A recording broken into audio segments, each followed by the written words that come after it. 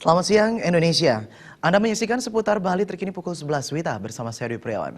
Pemirsa, Menteri Kesehatan Profesor Nila F. Muluk menyatakan saat ini ada kecenderungan masyarakat lebih menyukai vaksin impor dengan alasan untuk menghindari panas.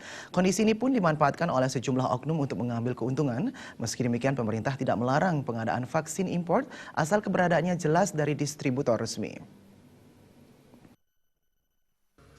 Lebih lanjut, Menkes Nila Farid Muluk menjelaskan distributor vaksin di Indonesia, yakni PT Bio Farma, merupakan satu-satunya distributor di ASEAN yang telah diakui dunia dan diekspor ke 130 negara.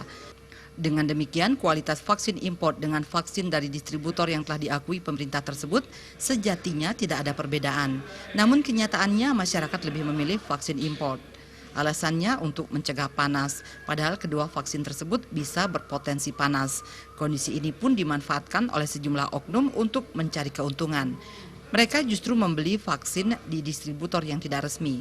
Meski demikian, hingga kini pemerintah tidak melarang impor vaksin asal di distributor yang jelas. Pasalnya saat ini masih ada sejumlah vaksin yang belum bisa diproduksi di Indonesia.